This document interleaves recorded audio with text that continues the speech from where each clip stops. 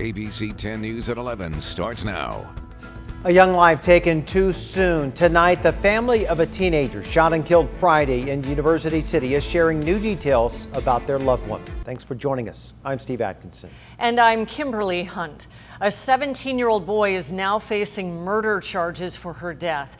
Our ABC 10 News reporter Laura Acevedo spoke to the victim's aunt and is joining us now live from University City. Laura. The aunt is still understandably very emotional. She tells me that the family is not yet ready to speak on camera, but they are devastated. They spent the afternoon notifying family members in Tijuana about what happened.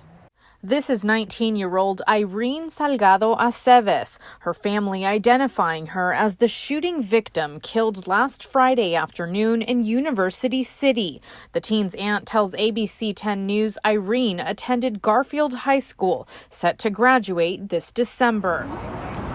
San Diego police say they were called out for the shooting just before 6 last Friday evening. They found Salgado Aceves in the front passenger seat of the car with a gunshot wound to her chest. According to police, the teen was with two others in the car, driving on Miramar Road when she was shot. Detectives found a gun in the car and arrested a 17-year-old boy that was riding with her. Her aunt, sharing the teen, had a contagious laughter. She loved kids and had a big heart. The family has now set up a GoFundMe page to help them with her funeral expenses. The family is planning a candlelight vigil here where this tragedy happened on Friday. The boy is facing murder charges. There is a link to the GoFundMe page on our website, abc10news.com. Reporting live in University City, Laura Acevedo, 10 News. It's so tragic. Thank you, Laura. San Diego police have arrested a man accused in at least 2 sexual assaults, and now they're looking for more potential victims. Investigators say the first assault happened August 17th when a woman parked her car near her apartment at Logan Avenue. After assaulting her, then the woman managed to fight him off before he ran off. 2 weeks later, a different woman was assaulted walking to her home on 49th Street. She also fought the man off. Police say they arrested 18-year-old Kevin Brooks. If you have any information about these or similar attacks, please call San Diego Police. And positive news for new mothers. Researchers at UC San Diego find that nursing moms and their infants didn't experience any serious side effects from getting the COVID-19 vaccine. ABC 10 News reporter Ryan Hill tells us what scientists hope comes from this study.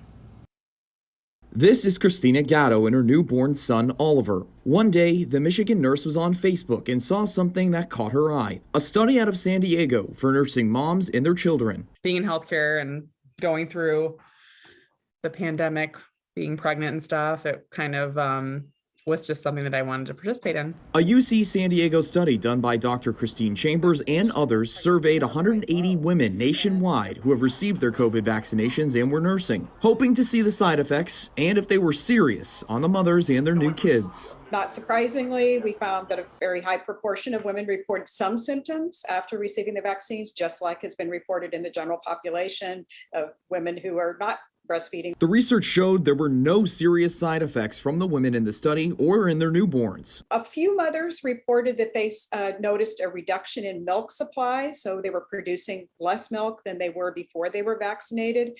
But in all cases, in those few moms, within about 72 hours, the milk production, they said, returned to normal. For Chambers, finding out and being able to publish this information comes at an important time. There is certainly the special population of pregnant women, especially, and lactating women as well, have been among the most hesitant. Having information available in a time where misinformation is being seen in many places. So often if there isn't information, the vacuum gets filled with whatever anybody wants to say, even if it is misinformation. So it's important to have good quality, rigorous data out there that can inform people's decisions. It just reassures people that this is something that's safe and that is something that can protect you, your child, your family. Ryan Hill, ABC 10 News.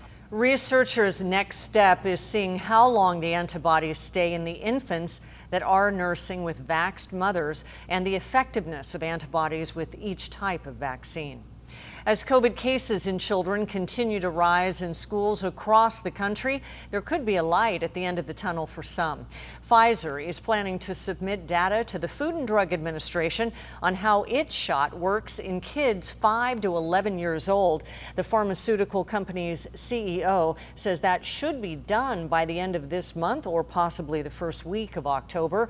After that, it will be up to the FDA to decide whether to approve the vaccine for that age group.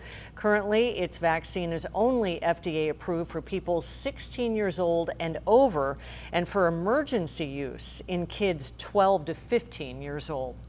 Los Angeles is going to begin requiring COVID vaccination to go into indoor businesses, and that includes indoor bars, nightclubs, lounges, breweries, and wineries. Vaccination or a negative test will be needed to attend large outdoor events, such as sporting events and concerts. The order will give a few weeks for people to get the vaccine before taking effect. We checked with San Diego County health officials. They tell us they are not planning on making similar changes at this time. This comes as relief for some of these local businesses. So we went to Original 40 Brewing in North Park. They tell us adding stricter mandates could hurt businesses while they're still fragile. My staff at both places, and I think the industry as a whole, is so COVID exhausted. We already had to be the mask police. We had to be the social distancing police. They do ask for customers to respect their staff and remember that they are not the ones setting this policy. The county tells us they are following state guidance. We are expecting a decision from the FDA this week on COVID-19 booster shots and whether more Americans who got the Pfizer vaccine will now be urged to get a third dose. Our ABC 10 News anchor Derek Stahl is going in depth on new documents released just today that do suggest it's not an easy call. The plan is for every adult to get a booster shot 8 months after you got your second shot. President Biden has already outlined a plan to begin rolling out COVID vaccine boosters starting Monday. But if you thought boosters were a done deal, think again. Both the FDA and the CDC need to sign off and say which Americans will be authorized to get them. But regulators are still debating whether boosters are needed at all. This week, 2 high-ranking FDA officials announced plans to resign. They wrote an op-ed saying current evidence does not appear to show a need for boosting in the general population, arguing there's a better use for the doses. When we think about the global community, we have lots of places where there's just very little vaccination going on at all, and those places are going to generate more cases and more variants. The FDA will meet Friday to make a decision on people who got the Pfizer vaccine first. In the meantime, the agency released dozens of pages of clinical trials and other studies that it's been reviewing. Pfizer submitted data showing its vaccine becomes less effective about 6 to 8 months following the second dose, not just against infection, but in some cases against severe disease. Pfizer says some data in Israel shows after 6 months, the vaccine drops below 60% effective against severe disease in people over 65. However, a third dose restores protection to about 95%. But FDA regulators released their own analysis that was more skeptical of those claims of waning efficacy.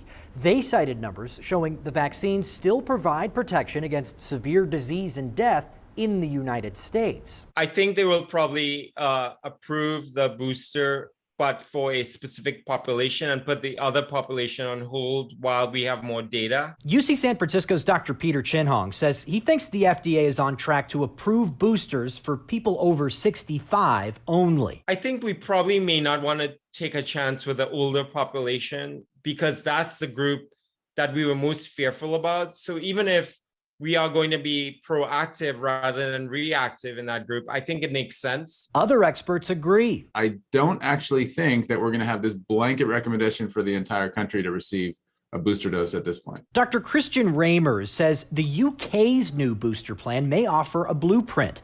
They're rolling out third doses in stages to people over 50, frontline healthcare workers, people in nursing homes, and anyone with significant underlying conditions. Derek Stahl, ABC 10 News. Another rough day for COVID deaths here in San Diego County. The county reported another 17 people have lost their lives to coronavirus. That brings our total close to 4,000. Our daily case numbers, they went up a bit but remain below 1,000. The director of the FBI is apologizing to Team USA gymnasts for its failure to stop former doctor Larry Nassar from sexually abusing athletes. Today, 4 gymnasts testified in Congress in detail about their abuse at Nassar's hands. They also blame the FBI for failing to take the investigation seriously, allowing the abuse to continue. To be clear, I blame Larry Nassar, and I also blame an entire system that enabled and perpetrated his abuse.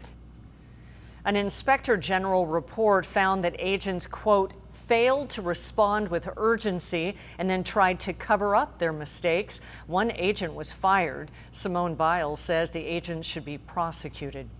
The World Anti-Doping Agency is taking a closer look at whether cannabis should be on the banned substance list. This comes just 2 months after U.S. track star Sha'Carri Richardson was disqualified from the Olympics after testing positive for marijuana. The agency's scientific review will begin in 2022, and CBD is the only cannabinoid substance currently allowed.